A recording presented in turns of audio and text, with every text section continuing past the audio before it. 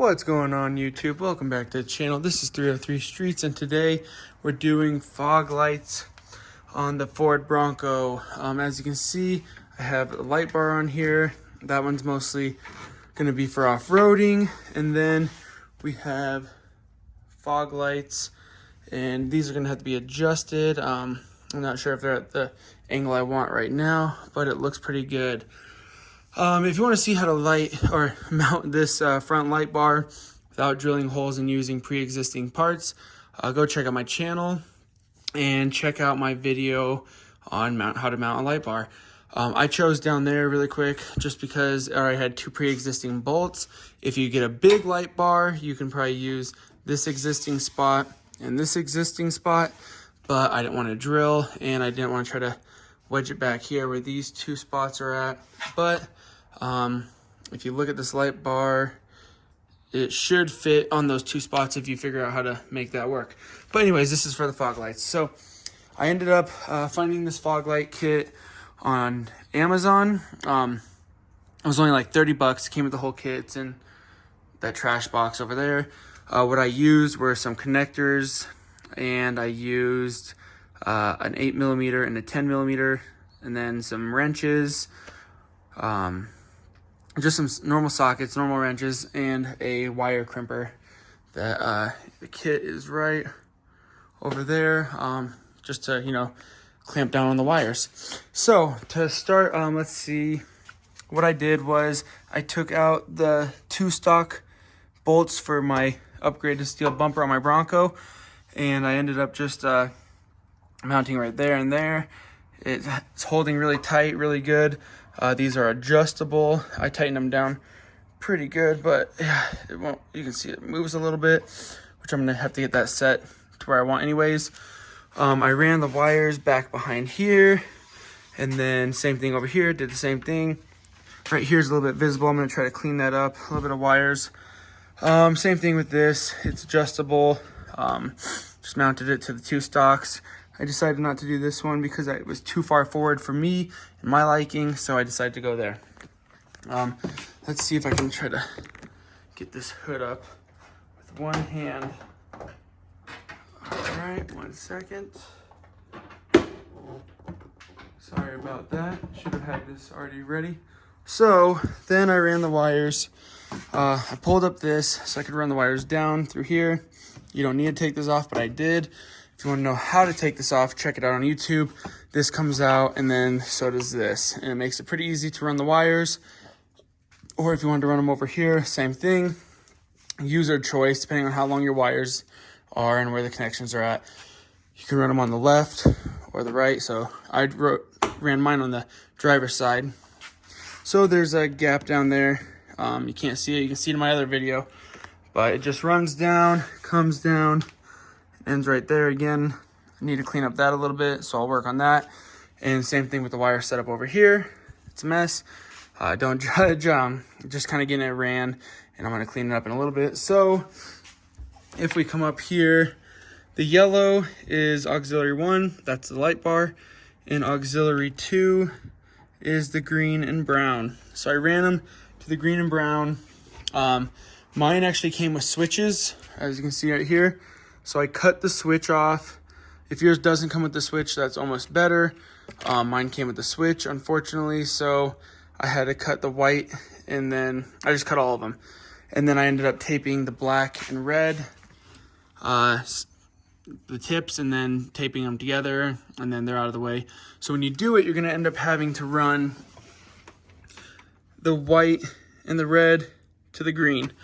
And you're gonna have to do that only if you have a wire switch or a switch for your wire kit. I did, so I had to do that. So let me show you really quick. I'm gonna have to start up the car. All the switches and lights work when the car is on mode, but not if it's not complete. Oh, so if the car's off, you can't use the lights. If the car is on mode where it's not started, you can use them, but as soon as you open the door, it turns them off. So I'm going to start the car really quick, and then we can take a look at it. See, unfortunately, if the door is open and whatnot, it won't work. So I'm going to turn off the headlights, And then we will do switch 2. Oop, I did both. There's switch 2. You can see the lights, fog lights, light bar, both. So we'll just take a look at the fog lights really quick. So, come over here to the fog light. Oh, sorry about that. Let me know the keys out of the car. And there's the fog lights. One right there, one right there. They're at different angles, so the brightness is a little bit different. So like I said, I'm gonna have to adjust that. But let's look at it with, let me actually take the key out of my pocket. Oh, breaking the new key. Let's flick on the auxiliary lights and we'll go full lights. Woo! I need to open the garage a little bit. So unfortunately, that's kind of killing it with the lights, but there. So you can see the headlights are on, everything's on. Fog lights, light bar, that's the full thing. Let me turn off the car and crack the garage. Should have done that from the get-go, but again, it's kind of hard to see. So then that's the lights off.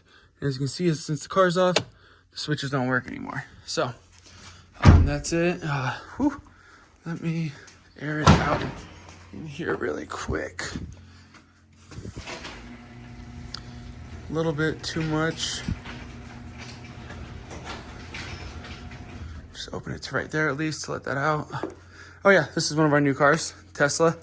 If you haven't checked out the channel before, if you have, we have a Lamborghini, a Tesla, 2021 Tesla, 2021 Bronco, 2008 4Runner, and a 2020 Jeep Renegade, along with a 2013 Ninja and a 2015 Terex that obviously, as you can tell, out of storage space for cars. So that's actually at my parents' house in their garage. But anyways, yeah, this is how you hook up your fog lights. I hope you found it helpful. This is just how I did it. Ran the wires down, fed them here, mounted on the 2 stock bolts right on this side, mounted on the 2 stock bolts on that side, fed the wires up, fed them behind everything, tapped into the brown and green wire, which is switch 2.